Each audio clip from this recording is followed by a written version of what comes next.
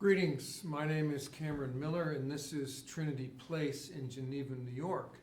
And this is a reflection on the lectionary readings for the fifth Sunday of Epiphany. And we don't get no respect, clergy that is. I won't argue that we should, but you might be surprised to know that what was once a respected profession has slipped quite a bit. In the healthcare industry, for instance, clergy are more often than not treated as a nuisance, if not a hazard. And in the business world, we're naive and we don't know the difference between a bottom line and a bottom. In the public life and politics, we are the professional prayers, window dressing meant to be seen but not heard. So this little story about Jesus telling the professionals how to fish and watching them flail in despair from their sudden success is a lovely story about pulling one over on the smug specialists, none of which has really anything to do with the story. It does have to do, though, with feeling inadequate in the face of a serious challenge. 2013, for example. After having moved to Geneva, New York, imagining that Katie and I might find a home in which to retire someday, I met with the then treasurer of Trinity Church. It was the week before the annual parish meeting, and together it was the first time we had a chance together to go over the books. And he had sent me some financial reports before I moved, but honestly, I couldn't decipher them.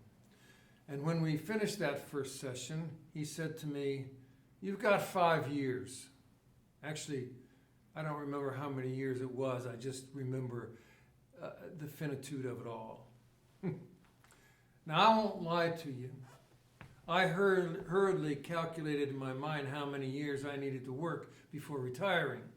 That was the hospice chaplain in me, accepting that there was no hope for the patient's survival. Then the creative problem solver in me went to work. What could we do? I can get rather kind of obsessive when confronted with a challenge. Now, mostly though, I just felt inadequate. I didn't know the people here. I didn't know the city. I didn't know the building. I had been hired only half-time because that's what I wanted, because I was a writer now and I wanted that part of my life to flourish. In the year that King Uzziah died, I saw God. This is the reading from Isaiah today. Seraphs were all around, each one with 6 wings, and they sang out to each other, and the whole place shook at the sound of their voices, and the temple was full of smoke.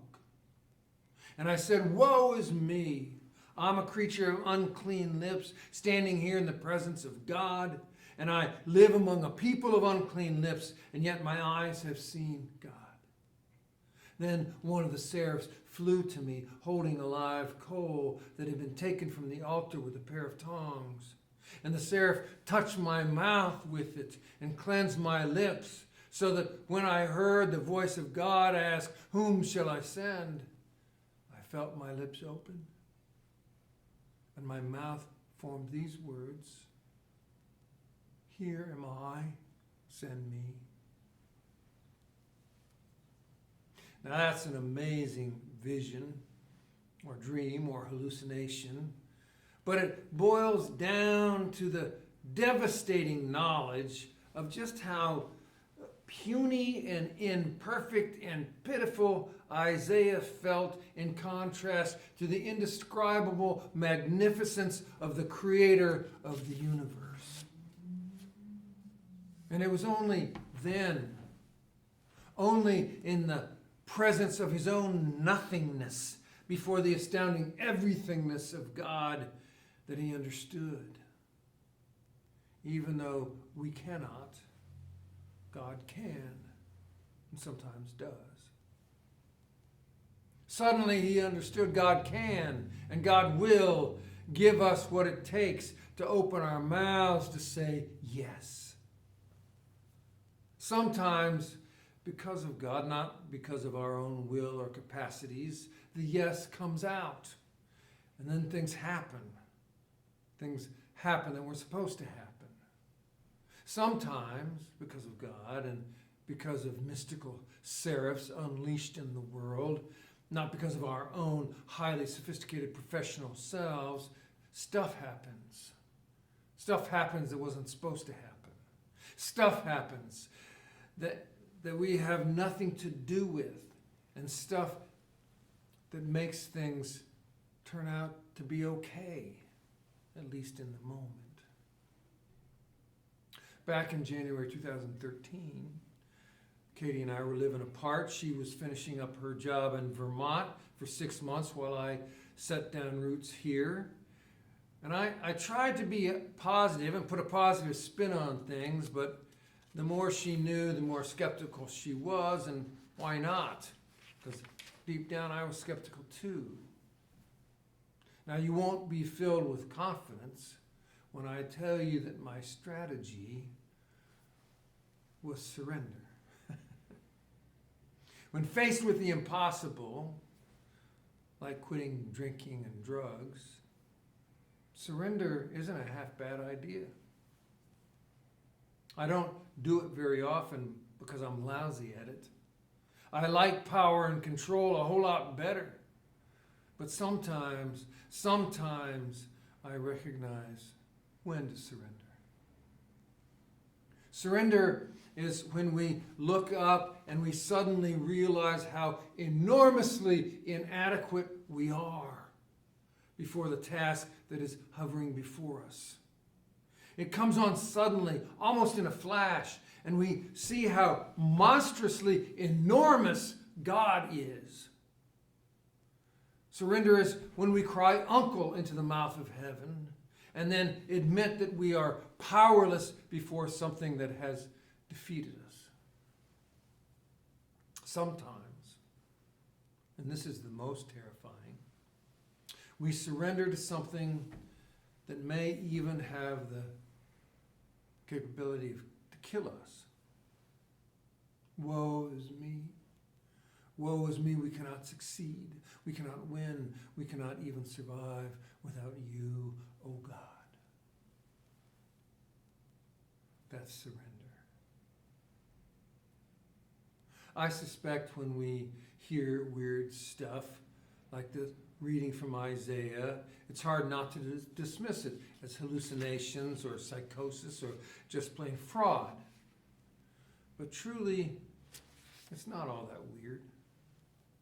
In fact, there's not a doubt in my mind that all of us, including you, have had that kind of an experience.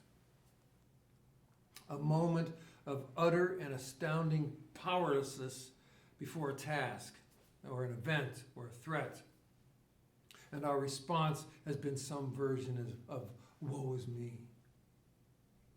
And I suspect that when we did surrender, there appeared a seraph of some kind, not as imaginative as Isaiah's six-winged creatures, but something or someone who put a hot coal on our lips, a spark of light that changed or turned it all around in some way, if only for a moment.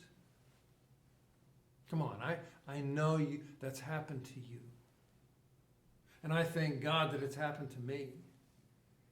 You may never have thought about that experience that you've had as an Isaiah moment, but Isaiah is describing a moment like the one that you and I have had. There are strange moments in our lives.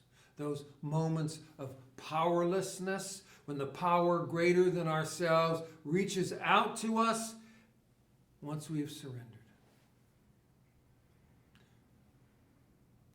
Now, the story of Jesus inviting Peter to join him also sprang from a moment of powerlessness. Peter does not ask Jesus for help with fishing. He doesn't need help with fishing, not from some stinking rabbi. Fishing is his business. He's a professional. He's been fishing his whole life. He's making a living at it. He knows what to do and when to do it. He commands respect among his peers. He's got pride. He knows all about this thing because it's his thing. He doesn't need some itinerant preacher telling him how to do his thing.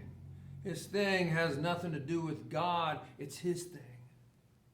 It's his business. It is business. It's economics. It's worldly. It's professional. It's personal. It's real. It's nitty-gritty. It's his thing.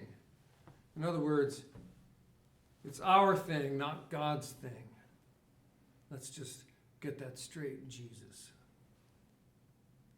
Of course, Peter was wrong, and he was about to have a painful moment of powerlessness to remind him that he was wrong. It was not his thing, and it never is just our thing or my thing. Jesus steps into Peter's thing and claims dominion for God over all things: business, economics, professional endeavors, education, healthcare, politics, all the real things. In one terrible moment of awakening, Peter stands in the astounding presence of God and experiences his own powerlessness. In one awful moment, he realizes the way things really are. And he is utterly devastated to discover that God is literally present in all things. And nothing we do is divorced from God. The sheer enormity of God slams Peter on his butt, and he begs Jesus to get away from him. Get away from him because he's a man of unclean lips among people of unclean lips. In other words, Peter realizes the enormity of the distance between himself and Jesus, and he feels as if he doesn't even belong in the same planet with the guy. Get away from me, Jesus, Peter says, for I'm a man of unclean lips. Jesus is a seraph, flying toward him with a hot coal in his hand.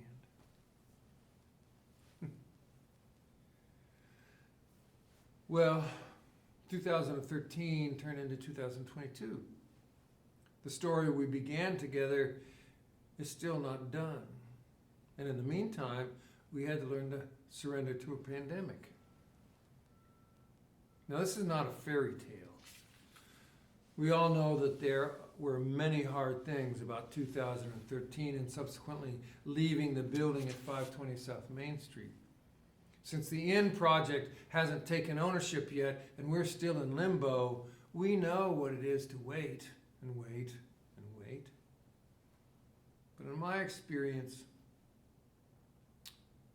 surrender creates possibility.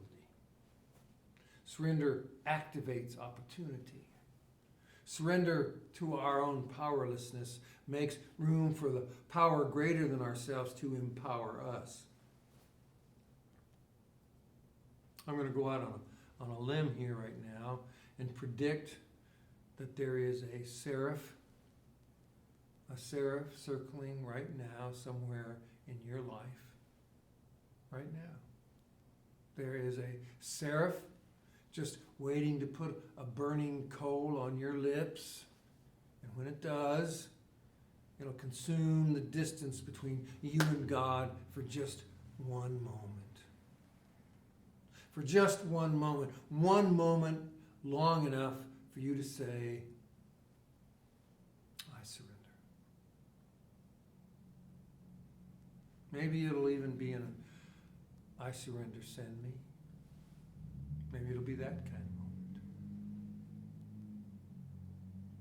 Well, I realize that these are just crazy old stories and bizarre metaphors.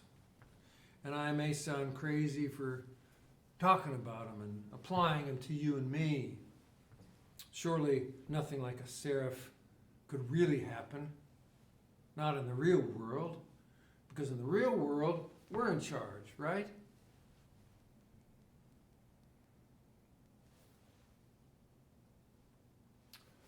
Peace be with you.